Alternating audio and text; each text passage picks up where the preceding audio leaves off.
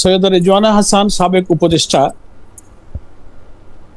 আমি খুব সম্মান রেখেই ওনার এই মন্তব্যের ব্যাপারে বলতে চাই যে তিনি কিন্তু তার নিজের কথাতেই খানিকটা সাক্ষী দিয়ে ফেলেছেন। আপনি যেমন তার ইন্টারভিউটা শুনেছেন, আমি এবং আমরা অনেকেই শুনেছি, বারবার শুনেছি, এবং আমি সৈয়দ রেজওয়ানা হাসানকেও মিডিয়ার মাধ্যমে বারবার তার এই ভিডিও অডিওটা শুনতে এবং দেখতে রিকোয়েস্ট করেছি। তার আগে পরের কথা আমি এতটা ডিটেলস সময় কম আনলাম না। তিনি এই যে কথাটা বলেছেন, সাংবাদিকের প্রশ্নের জবাব দিতে গিয়েছে যখন প্রশ্ন করলো যে তাদের একটা অংশ তো এখন বিরোধী দলে আছে, বিরোধী দল এই শব্দটা কিন্তু উনি ব্যবহার করেছেন। তো বিরোধী দল বলতে তো উনি পার্লামেন্টে অপোজিশনকে মিন করেছেন। তো ফলে উনাকেই ব্যাখ্যা দিতে হবে যে বিরোধী দল তো বাংলাদেশে এখন জামাত ইসলামী পার্লামেন্টে, এখানে তো কোনো উগ্রবাদী দল, কোনো চরমপন্থী দল নেই। সেজন্য উনি আলটিমেটলি জামাত ইসলামীকে মিন করেছেন, ওনার কথা দিয়ে এটা আমরা পরিষ্কার বুঝেছি। তাই আমরা আপত্তি করেছি যে আমরা তাদেরকে, উনি বলছেন যে বিরোধী দলে গেলেও আমরা তাদেরকে মেন স্ট্রিমে আসতে দেয়নি। তো এখানে বিরোধী দলে গেলেও মেন স্ট্রিম, দ্যাট মিনস উনি মিন করতে চেয়েছেন যে তাকে ট্রেজারি বেঞ্চে সরকারি দলে অথবা সরকার গঠনের মতো মেজরিটি পাওয়ার ক্ষেত্রে তারা বাধা দিয়েছে, তারা আসতে দেননি। এটাই কিন্তু ওনার বক্তব্য থেকে পরিষ্কার হয়েছে। এটারই আমরা প্রতিবাদ করেছি। আমরা বলেছি যে তাহলে উনি তো ইলেকশন ইঞ্জিনিয়ারিং, এটা ওনার কথা থেকেই বোঝা যাচ্ছে that is one kind of election engineering, এবং ওনাকেই প্রমাণ করতে হবে যে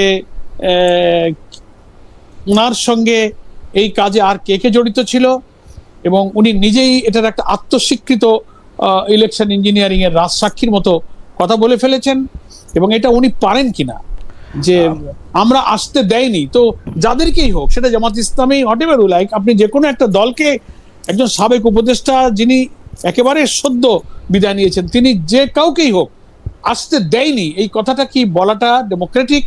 এই কথাটা বলাটা কি কনস্টিটিউশন অনুযায়ী বা কোন বিবেক বিবেচনায় পলিটিক্যালি এটা গ্রহণযোগ্য কিনা? সেই জন্য আমরা বলছি যে এটা একটা ইলেকশন ইঞ্জিনিয়ারিং।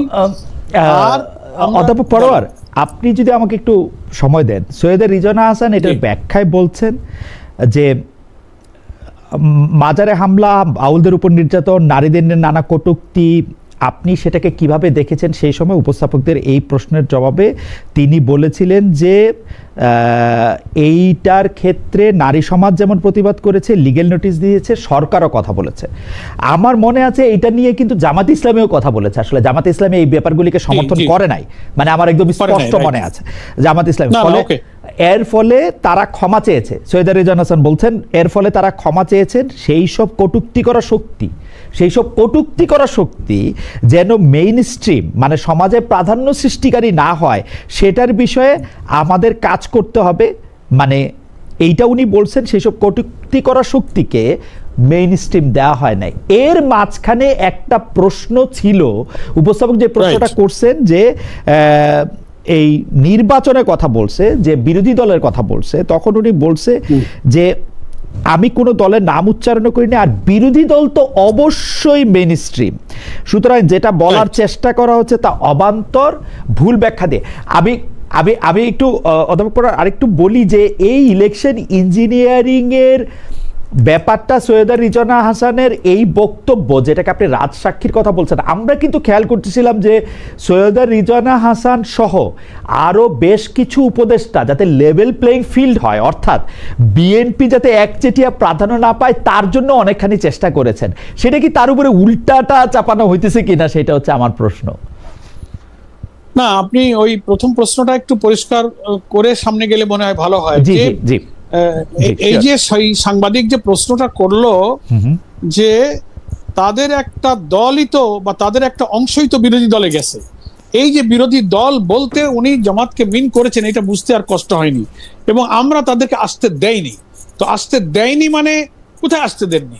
মেইন স্ট্রিম বলতে মূল সরকারি দলে বা সরকার গঠনের মতো মেজরিটিতে আসতে দেননি, এটা খুব সহজে মিন করা যায়। এখন উনি বলছেন যে আমি জঙ্গিদেরকে বুঝিয়েছি বা এক্সট্রিমিস্টদেরকে বুঝিয়েছি, তাহলে কি উনি জামাত ইসলামীকে জঙ্গি বলতে চান?